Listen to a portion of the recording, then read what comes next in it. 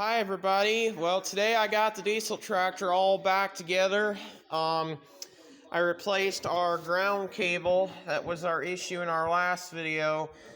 Right down here, there's the new cable. Actually, if you guys don't know, that cable come off our 67 Ford F350. So I'll tell you guys a little story. Earlier this week, I've got a video coming out what this tractor was doing.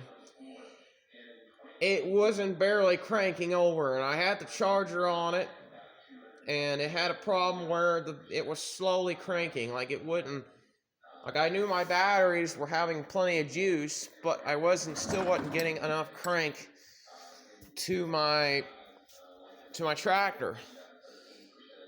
And I thought maybe that day it was just too cold, and then I come out the other day, and the next day, and it still would not start. So I actually figured it out. This was my problem. This ground cable had come apart. I fixed it off camera, as you might be able to tell. I'm not going to throw it back on there. Obviously, I'm going to leave the new cable on there. It starts it better anyway. You can see that this cable, it just pulled. I'll show you. It just pulled right apart. So even if I was, so here's what was going on with it. So even if I was to fix this, here's what would have happened. That cable, yeah, you can see it was starting to come out. Then when I pulled it out, it just came off like that. See that? So there wasn't really no point me fixing this tractor. So I'll turn the light off so you guys can see what it looked like. There we go. Okay, so this was my issue the whole time. This cable had come off this connection right here. So what was happening was I wasn't getting full voltage to my batteries, and that's why the tractor would not start. It was all because of this. So what I did is I took this off. I went back to the other shop, and I got a ground cable that I saved off our Ford F350, and sure enough, it was a good ground cable because it's tight, and now the tractor fires up every time now. But yeah, even if I was to put that back on there, it would just come right back apart again. Obviously, this cable is no good. I'm gonna throw it away afterwards because this cable is it's shot. So you might could say this thing is junk. But now I'm happy to say now I'm happy to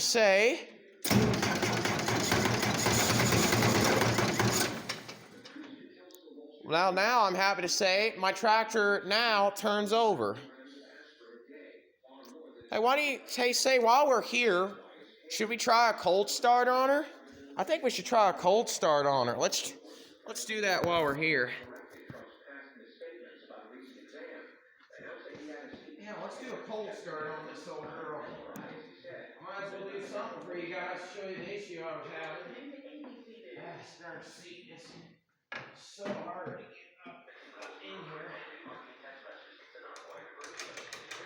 I'm gonna move this out of my way so it's not off the tractor.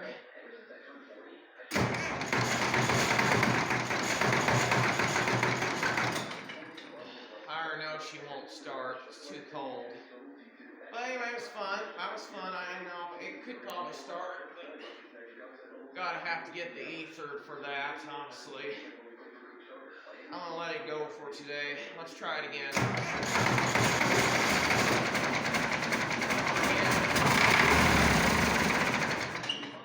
Yeah, she started. That's good. Try her again here.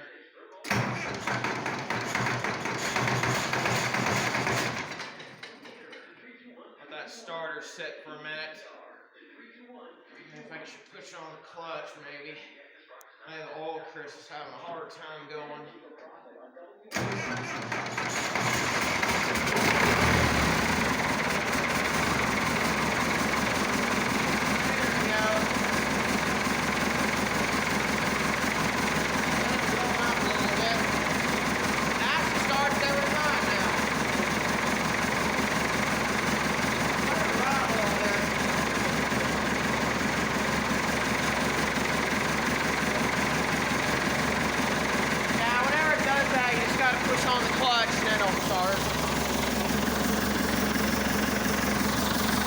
I was going to let it go, but I was like, well, heck, start it up for you guys. Well, now she's fixed, I'm happy to say. She's still in idle because you can't rev up a cold engine.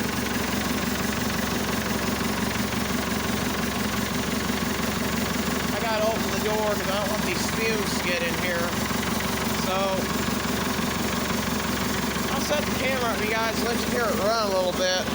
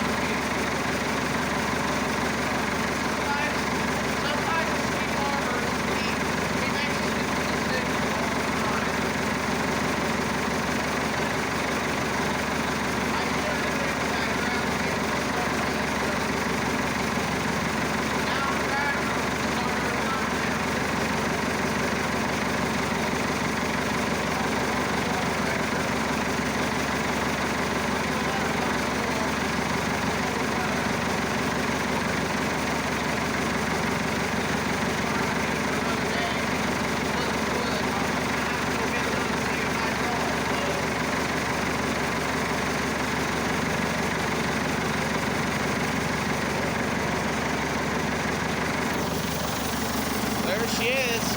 She's fixed. She's got her new ground on and everything. She's fixed.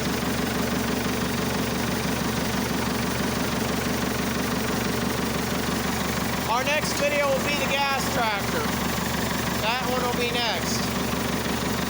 Anyway, our 1964 Massey diesel tractor with the 352 Perkins. Well, you can call it 352 if you want. And the batch hold log splitter. So anyway, thanks for watching and more to come later.